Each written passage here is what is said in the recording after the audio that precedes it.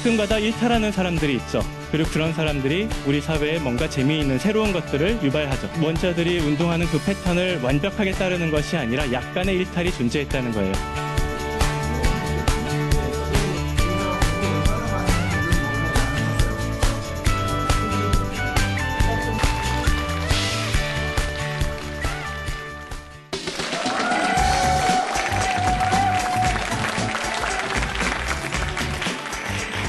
네, 안녕하세요. 사람을 위한 과학, 알기 쉬운 과학, 그리고 지식이 쌓이는 과학 강연 사과나무의 진행자 정시훈입니다. 여러분, 빅뱅이란 말 들어보셨죠? 네, 빅뱅이라는 것은 우주가 대폭발을 통해 처음 시작했다. 뭐 이런 정도만 저는 좀 알고 있는데요. 빅뱅이랑 엄청난 폭발에 의해서 처음에 우리 별이 어떻게 생겼나? 이게 한참 궁금하지 않으세요, 다들? 네, 그럴 거라고 생각을 합니다. 그래서 오늘 초대된 강연자는 바로 그 우주 탄생과 관련된 이야기를 들려주실 분입니다. 오늘의 강연자는 어떤 분일까요?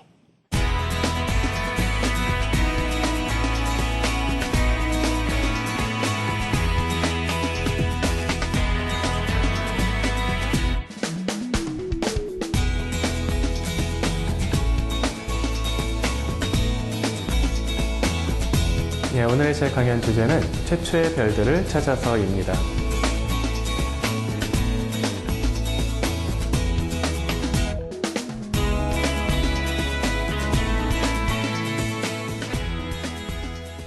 네, 그러면 오늘의 강연을 해주실 윤성철 교수님을 모시겠습니다.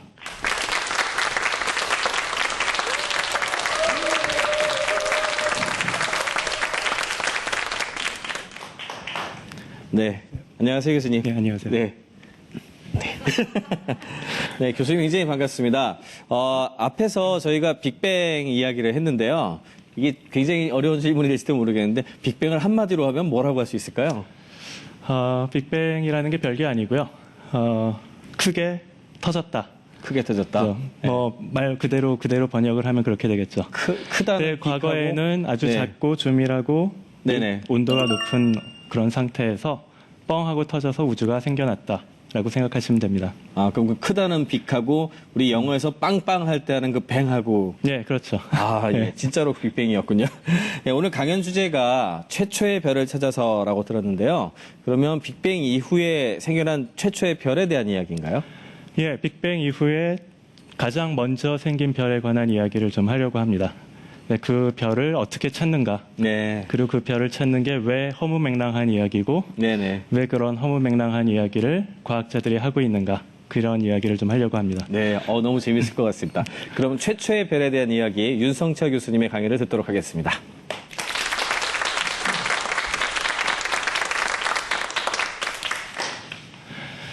예, 말씀드린 대로 최초의 별에 관한 이야기, 그리고 빅뱅이 처음 발생하고 나서, 우주가 처음 생기고 나서 가장 먼저 별이 어떻게 생겼는가, 그 이야기를 좀 하려고 합니다. 근데 그 이야기를 하려고 제가 먼저 갖고 온 슬라이드가 저 괴상하게 생긴 방정식이에요. 저게 뭘 것 같아요? 예, 감이 안 오시죠, 당연히. 예, 대학생들도 저런 방정식을 보기가 쉽지가 않아요. 근데 저 방정식이 뭐냐면 아인슈타인이 발견한 장 방정식이라는 것입니다. 근데 제가 저 방정식을 갖고 온 이유는 여러분이 저거를 이해하시라고 갖고 온 것이 아니라 그냥 여러분이 미술관에 가셔서 현대 미술을 감상하시듯이 그냥 미술 감상하시듯이 하시라고 갖고 온 그림이에요. 그러니까 저거를 수학이라고 생각하지 마시고 그냥 현대 미술이다, 그림이다라고 한번 생각을 해보시기 바랍니다. 그러면 우리가 박물관에 가서 어떤 그림을 보면 뭔가를 느끼잖아요. 그죠? 자, 아인슈타인이 처음으로 이 그림을 그렸어요. 그리고 나서 아인슈타인이 어떻게 느꼈을까요? 사실은 저는 이제 보통 이제 학교에서 강의를 할 때 저 방정식하고 뭉크의 아주 이제 소름 끼치게 놀라는 그 장면 있잖아요. 그 그림을 같이 보여줍니다. 근데 오늘은 일부러 이것만 갖고 왔어요. 여러분이 보다 더 자연스럽게 느끼시라고. 왜냐하면 뭉크의 그림이 없어도 여러분 딱 보시기에 끔찍하시죠. 여러분 어릴 때 생각도 나시고 수학이 얼마나 우리를 괴롭혔는가 그런 생각도 하실 테고요. 아인슈타인이 느낀 느낌도 똑같았습니다. 아인슈타인은 이 방정식을 가지고 어떤 생각을 했냐 하면 이 그림의 메시지가 정말로 끔찍하다라는 것을 발견한 거예요. 아인슈타인이 발견한 이 발견은 뭐냐 하면 이 방정식이 우리한테 얘기해 주고 있었던 게 뭐냐 하면 우주는 멸망했다. 아니면 우주는 멸망할 것이다. 라는 것을 발견한 겁니다. 자, 아인슈타인 시절만 하더라도 최초의 별이라는 개념이 사실은 있지가 않았습니다. 왜냐하면 우주가 영원할 것이라고 생각을 했기 때문이에요. 그러니까 우리는 자연스럽게 우주의 시작이 있다, 시간의 시작이 있다, 이런 것을 너무나 자연스럽게 얘기를 하고 있지만 아인슈타인이 살았던 그 당시만 하더라도 시간의 시작이 있고 별이 가장 먼저 태어났고 이런 얘기를 그렇게 자연스럽게 하던 시절이 아니었어요. 그러니까 아인슈타인은 당연히 이 방정식이 의미하는 것은 우주가 어떻게 진화하는가, 우주의 상태가 어떤가를 나타내는 방정식인데 이 방정식을 보면서 당연히 그렇게 생각했겠죠. 우주가 과거 영원 과거부터 영원 미래까지 안정하게 그 모습 그대로 있을 것이다 라고 생각을 하고 이 방정식을 풀었는데 풀고 나니까 그렇지가 않은 거예요. 우주가 전혀 안정하지 않고 이미 멸망했어야 했어요. 그러니까 이 방정식이 결국 우리한테 보여주는 거는 우주가 지금 어느 과거의 어떤 순간에 태어났다고 하더라도 작은 한 점으로 서로 중력으로 물질들이 서로 잡아당겨서 한 점으로 붕괴를 했어야 했을 것이다 라고 이 방정식이 예측을 한 거죠. 그러니까 아인슈타인은 그 사실을 받아들일 수가 없었어요. 그 일반 상대성 이론을 발견을 하고 나서 이 방정식을 세우고 나서 이 방정식이 우주가 멸망할 것이다 라고 얘기를 하니까 그것을 받아들일 수가 없고 그래서 거기다가 갖다 붙인 게 뭐냐면 그 유명한 우주상수라는 겁니다. 여기다가 람다라는 하나의 식을 하나 더 더해가지고 우주가 팽창도 하지 못하고 수축도 하지 못하게 만들어버립니다. 근데 아인슈타인이 그렇게 우주를 만들었다고 해서 실제 우주가 그런 건 아니죠. 그래서 그 후에 사람들이 발견한 건 뭐냐 하면 우주가 팽창을 하고 있다라는 것을 발견을 했습니다. 그것을 발견한 사람이 누구냐 하면 미국의 천문학자 에드윈 허블이에요. 그 사람은 우리 지구에서부터 밖에 있는 모든 은하가 굉장히 빠른 속도로 급격하게 멀어지고 있다는 걸 발견을 하고 결국 그것이 우리한테 얘기해 주는 건 뭐냐 하면 우주가 팽창하고 있다라는 거죠. 우주가 팽창한다는 얘기는 뭐예요? 그거를 우리가 과거로 소급을 한다면 언젠가는 우주가 한 점에 있었다는 얘기겠죠. 그러니까 허블의 발견이 우리한테 보여주는 거는, 그리고 아인슈타인이 방정식이 우리한테 보여주는 거는 우주가 결코 영원하지 않고 시간의 시작이 있었고 어느 작은 한 지점에서부터 급격스럽게 우주가 팽창했다라는 것을 우리한테 알려주고 있습니다. 그래서 저 그림이 보여주는 건 뭐냐 하면 우주가 어떻게 진화했을까, 그것을 컴퓨터로 시뮬레이션 한 그림입니다. 그래서 가장 먼저 제일 위에 있는 그림은 우주가 처음 생성되고 나서의 직후의 모습이에요. 그 후에는 마치 뜨거운 기체 덩어리라고 생각하시면 돼요. 아주 조밀한 공간에 밀도가 높고 온도가 굉장히 높은 뜨거운 기체 덩어리가 갑자기 팽창을 해서 천천히 식어가는 모습을 저 그림이 보여주고 있습니다. 근데 여기에 또 한 가지 특이한 게 있어요. 우리 방 안에서 기체가 뜨겁게 모여있던 기체가 팽창을 했다. 그러면 그냥 기체로 팽창을 하겠죠. 근데 저 그림을 보시면 알겠지만 작은 덩어리들이 생기는 것을 보실 수가 있습니다. 저 덩어리들이 도대체 어떻게 생겼을까요?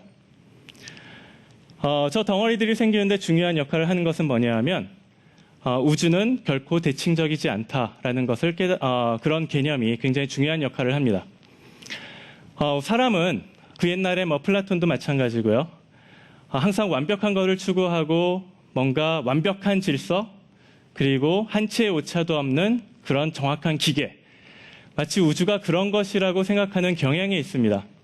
그래서 플라톤이 이데아를 생각을 하면서 거기에 생각했던 것이 뭐냐 하면 정다면체들, 그것들이 이데아를 상징한다라고 생각을 한 거죠. 그리고 우리도 미의 기준을 따질 때 항상 뭐 왼쪽, 오른쪽 그것이 항상 똑같기를 바래요. 기왕이면 눈이 짝짝이가 아니고 뭐 왼팔의 길이, 오른팔의 길이가 똑같기를 바라고요. 근데 우리 사람의 몸을 보더라도 결코 대칭이 아니죠. 심장은 왼쪽에만 있고 폐의 숫자도 오른쪽과 왼쪽이 또 다르고요. 그런 비대칭이 사실은 굉장히 중요한 역할을 합니다. 저런 구조를 만들어내는 것은 뭔가 우주에 비대칭적인 힘이 작용했기 때문에 그래요. 사람의 몸을 이렇게 단단하게 붙잡아 두고 있는 힘은 우리가 잘 아는 전자기력이 우리 몸을 이렇게 만들어 놓고 있습니다. 근데 전자기력이라는 거는 여러분이 잘 아시다시피 음극이 있고 양극이 있는데 음극과 양극이 서로 작용을 하면 서로 잡아당기죠. 근데 양극과 양극이 서로 작용을 하면 서로 밀치죠. 그러니까 이건 굉장히 대칭적인 힘이에요. 그러니까 이런 대칭적인 힘이 서로 완벽하게 상쇄를 하기 때문에 저하고 여러분이 아무런 힘을 느끼지 못하는 거예요. 왜냐하면 전자기력이 내 몸 안에서 완벽하게 상쇄가 됐기 때문에 그렇습니다. 근데 저 우주의 사정은 아주 다릅니다. 저 우주를 저런 식으로 만드는 힘은 뭐냐 하면 중력이라는 힘이에요. 중력은 밀치는 힘, 당기는 힘, 이런 대칭적인 힘이 아니라 오직 서로 당기는 힘, 그러니까 서로 끌어당기는 비대칭적인 힘만 존재하고 있어요. 그러니까 우주의 초기에 약간의 밀도의 차이만 있었어도, 그러니까 여기에 있는 밀도와 여기에 있는 밀도가 조금만 달랐어도 여기에 밀도가 조금만 많았으면 중력이 거기로 작용을 하게 되고 또 이쪽에 있는 밀도가 조금만 높으면 또 중력이 그쪽으로 작용을 하게 되고 그러다 보니까 물질들이 한쪽으로 이렇게 계속 모이게 되는 거죠. 쉽게 생각하면 어떻게 이해를 하시면 되냐 하면 오늘날 부자들이 돈 버는 거하고 비슷하다고 생각하시면 돼요. 그러니까 돈이라는 게 저렇게 제일 처음에 있는 우주에처럼 이렇게 아주 자연스럽게 모든 사람한테 골고루 분배되는 것이 아니라 오늘날엔 한쪽으로 몰리는 경향이 있죠. 비대칭적인 어떤 힘이 작용하기 때문에 그렇습니다.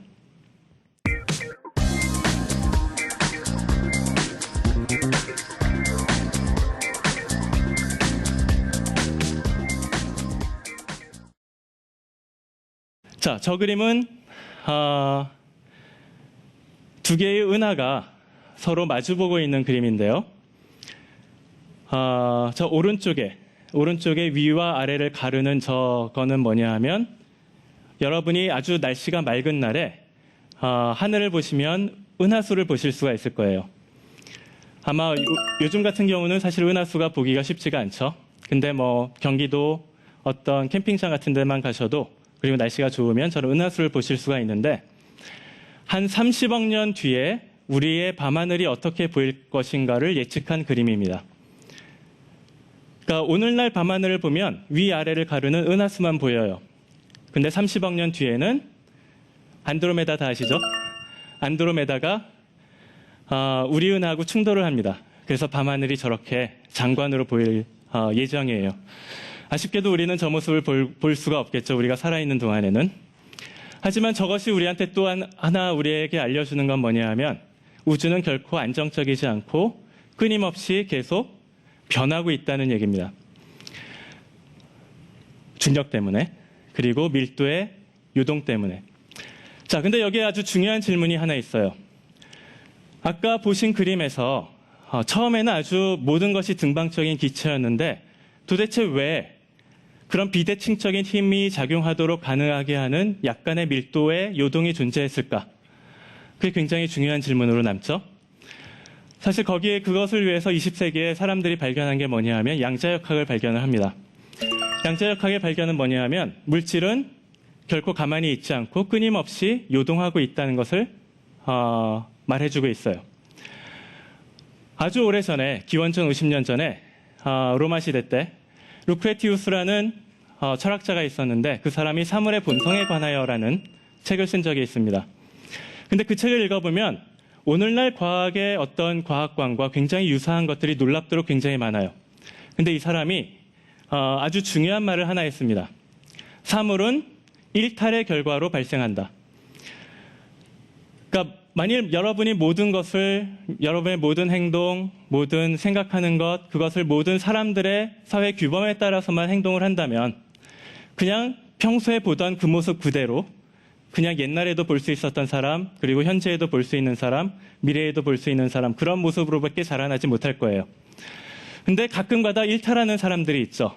그리고 그런 사람들이 우리 사회에 뭔가 재미있는 새로운 것들을 유발하죠. 마찬가지로 양자역학이 우리한테 알려준 건 뭐냐 하면 거기에 기체들이 초기 우주에서 모든 다른 원자들을 그런 모든 원자들이 운동하는 그 패턴을 완벽하게 따르는 것이 아니라 약간의 일탈이 존재했다는 거예요. 그런 일탈들을 보여주는 게 바로 저 그림입니다. 저건 소위 말하는 우주 배경 복사라고 하는데요. 우주 초기에 어떤 모습을 갖고 있었는가를 보여주는 현대 과학 기술로 발견한 관측 결과입니다. 근데 저 빨간색, 파란색 저 차이가 온도로 따지면 10만 분의 1 정도밖에 차이가 나지 않아요. 굉장히 작은 차이인데 저 차이가 우리 우주의 구조를 만들어낸 것이죠. 그래서 사람들은 저거를 신의 지문이다라고 얘기를 합니다. 왜냐하면 저 차이가 만일 조금만 달라졌더라도 어쩌면 태양계가 생겨나지 않았을지도 몰라요. 그러니까 굉장히 중요한 발견이었던 거죠. 그래서 사람들은 이제 알게 된 겁니다. 우주의 시작이 있었고 최초의 별들이 있었고 그리고 그런 별들이 진화하면서 또 폭발하면서 우리가 우리 몸을 구성하는 철이라든가 산소라든가 탄소라든가 이런 많은 중원소들을 만들어내고 이제 우주가 진화한다는 사실을 발견을 했어요. 그리고 또 한 가지 발견한 건 뭐냐 하면 우리 태양하고 먼 과거에 있었던 별하고 성질이 매우 많이 다르다는 것을 또 발견을 했습니다. 우리 태양은 주로는 수소 그리고 헬륨으로 구성이 되어 있는데 한 2% 정도가 수소와 헬륨이 아닌 중원소들로 구성이 되어 있습니다. 근데 그런 작은 2%의 차이가 마치 침팬지와 사람의 유전자 차이가 2%가 그런 차이를 만들어내는 것처럼 별의 정체성을 결정을 해요. 근데 먼 과거로 갈 때는 중원소가 2%도 존재하지 않고 아예 중원소가 없는 별이 존재했으리라고 우리가 생각을 합니다. 왜냐하면 빅뱅이 있은 직후에는 철도 없었고 산소도 없었고 질소도 없었기 때문이죠. 자, 그런 별을 우리가 지금 찾으려고 하고 있어요. 이 별을 찾는 게 얼마나 어렵냐 하면 마치 바다, 여러분 모래 아시죠? 하늘의 별이 마치 바다의 모래 알갱이처럼 많은데 그 삽 하나 들고 가가지고 파가지고 거기서 모래 알갱이 하나하나 찾아가지고 자, 최초의 별의 색깔은 파란색인데 오늘날 그러니까 최초의 그 어떤 바닷가에 가장 먼저 생긴 모래 알갱이의 색깔은 파란색인데 그 후에 생긴 모래 알갱이들의 색깔은 노란색이다. 삽질 하나 해가지고 이렇게 파란색 모래 알갱이 찾는다. 굉장히 무모해 보이시죠? 최초의 별들을 찾는 것도 사실은 그렇게 무모한 일이기도 합니다. 그러나 사실은 한국 과학자들도 이제 그런 일들을 하려고 하고 있어요. 저 그림은 뭐냐 하면은 거대 마젤란 망원경이라고 하는데요. 8개의 다른 그 거울로 구성이 된 직경이 한 25m가 된 세계 최대의 구경의 망원경인데 한 2018년, 2019년에 가동을 시작할 예정입니다. 그리고 한국의 과학자들이 여기에 참여하고 있어요. 가장 세계에서 성능이 좋은 망원경이기 때문에 우주의 탄생의 순간까지도 우리가 탐색을 할 수 있지 않을까라고 우리가 기대를 하고 있습니다. 그래서 최초의 별들이 폭발하는 그 순간을 우리가 저 망원경을 가지고 포착을 할 수도 있을 것이다 라고 기대를 하고 있는 거죠. 만일 그렇다면 아마 그런 것을 발견하는 사람은 아마 노벨상을 받을 수 있을 겁니다. 왜냐하면 이거는 우리가 천문학에 있어서 성배라고 불리는 굉장히 중요한 발견이에요. 성배라는 것이 어떤 의미에서는 판타지일 수도 있고요. 존재하지 않았었던 것일 수도 있고 발견했다고 하더라도 그것이 정말로 성배인가 우리가 확인할 길이 없기 때문에 영원한 판타지로 남을 수밖에 없겠지만 그러나 최초의 별 같은 경우에는 정말로 우리가 운이 좋다면 쉽지는 않지만 아마도 확인을 할 수 있지 않을까. 그래서 우리가 정말로 별이 탄생한 그 최초의 순간을 포착할 수 있지 않을까라고 기대하고 있습니다. 한 10년 남았습니다. 그래서 그 후에 여러분이 아마 좋은 소식을 들을 수 있지 않을까 기대합니다. 네, 감사합니다.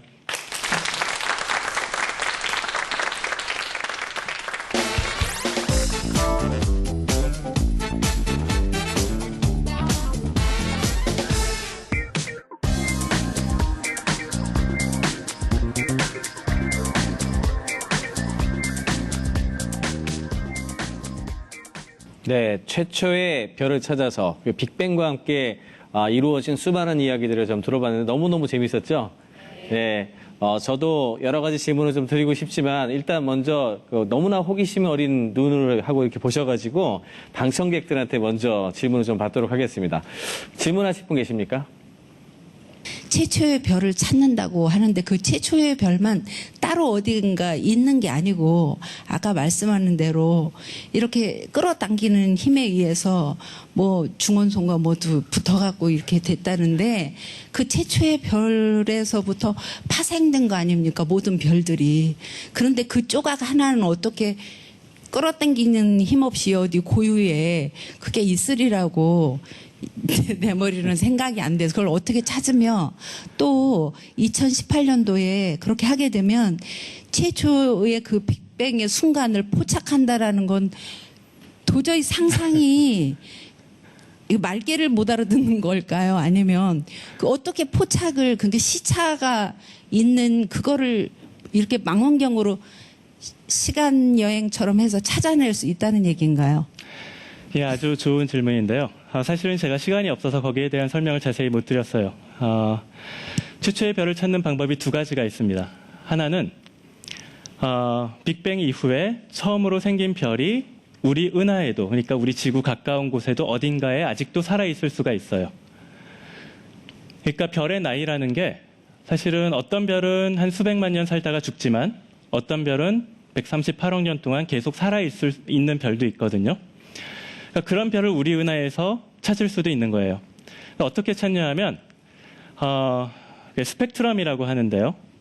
스펙트럼 예를 들면 이제 프리즘을 빛에다 갖다 대면 이렇게 빛이 이렇게 나뉘죠. 태양 같은 데다가 프리즘을 갖다 대면요. 거기에 많은 선들이 보입니다. 까만색 선들이 보이는데 그 선들이 뭐냐 하면 철, 마그네슘 이런 중원소들이 만들어내는 선들이에요. 우리 태양 같은 경우에는 그런 중원소들이 많기 때문에 그런 선들이 빽빽하게 보여요. 근데 최초의 별들의 경우에는 빅뱅 이후에 바로 만들어진 별이기 때문에 철, 마그네슘 이런 게 전혀 없습니다.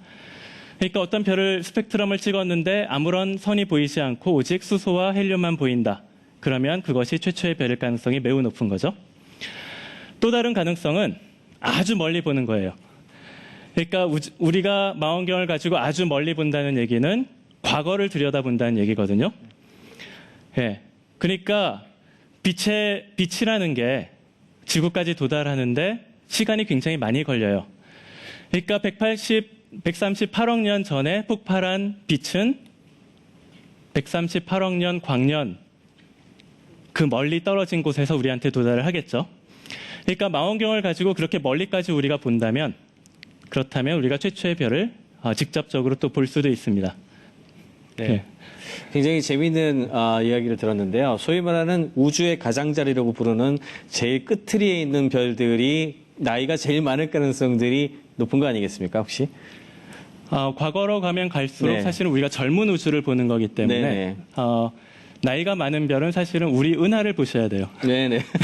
그러니까 가까이 있는 별일수록 네. 나이가 많은 별일 가능성이 많고요. 멀리 보면 볼수록 사실은 우주가 생기고 나서 얼마 안 된 그 지점을 보는 거기 때문에 네네. 젊은 별들은 멀리에 있는 거죠. 형태는 젊으나 네. 실제로 그로부터 지난 시간은 굉장히 오래돼요. 네, 물론이고요. 어떻게 네. 보면은 굉장히 시간의 개념까지 헷갈릴 수 있는 그런, 그런 부분들이었다고 생각이 드네요. 네, 그럼 저도 질문을 하나 좀 드려볼까 하는데요. 어떻게 보자면은 별에서 모든 것이 시작된 것이 아닌가라는 생각이 들어서 수소, 헬륨 이런 걸로 시작이 돼서 얘네들이 어떻게 보면 합쳐져가지고 다른 원소가 나오고 이런 거잖아요. 네. 그러면은 뭐 흔히 인간이 태어나는 것도 가만히 생각하면 인간이란 존재가 가지고 있는 원소가 굉장히 많은데 결국에는 별의 부스러기가 인간을 만들어냈다라고 얘기를 해도 과언이 아닐까요? 네, 물론이죠. 왜냐하면 우리 인간을 구성하는 거의 모든 물질, 네네. 그러니까 수소하고 헬륨을 제외한, 사실 네. 헬륨은 우리 인간을 구성하지도 않죠. 네. 그러니까 수소와 헬륨을 제외한 거의 모든 원소들은 별을 통해서 만들어졌다고 해도 과언이 아닙니다. 네, 그러면은 그럼, 혹시 여기 좀 더해서 하는 질문인데요. 어디서 그 원소가 들고 있는 그 우주의 어떤 뭐 소행성이나 뭐 이런 게 와가지고 지구에 부딪혀가지고 인간이 태어난 건 혹시 뭐 이런 얘기도 많이 하잖아요. 이제 소행성이 중요한 이유는 네. 소행성은 그 원소 자체가 중요하다기보다는 네. 소행성은 많은 유기 분자들을 담고 있어요. 네. 그러니까 원소들은 그냥 그 원자들끼리의 결합이 분자잖아요. 그러니까 별이 형성되는 과정에서 그러니까 별 내부에서는 사실은 원자들이 만들어지고요. 별이 형성되는 과정에서는 그 주변에서 원자들이 서로 들러붙는 분자들이 만들어집니다. 네네.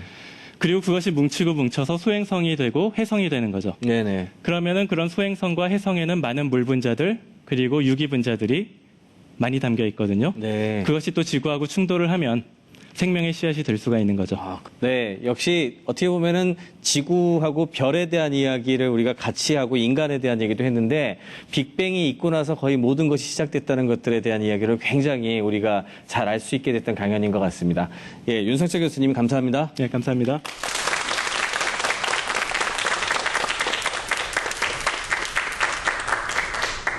네, 지금까지 윤성철 교수님께 빅뱅 직후 탄생한 최초의 별들에 대한 이야기를 들어봤습니다. 빅뱅부터 현재까지 지금 과학자들이 연구한 바에 따르면 그 빅뱅부터 지금까지의 나이를 추산을 해보면 한 138억 년 정도가 된다고 합니다. 138억 년. 상상조차 안 되는 엄청난 억겁의 시간이 아닌가 하는 생각이 드는데요. 광활한 우주의 시간과 공간을 바라보면은 정말로 우리의 인생을 좀 다시 돌아보게 되는 것 같고요. 우주 앞에서 인간이란 존재가 얼마나 작은 것인지 그런 것을 알게 되기 때문에 겸손해지는 수밖에 없는 것 같습니다. 어쩌면 그것이 천문학이 우리에게 주는 지혜가 아닌가 그런 생각이 듭니다. 톡톡 튀고 아삭한 과학 강연 사과나무. 저는 다음 시간에 찾아뵙겠습니다.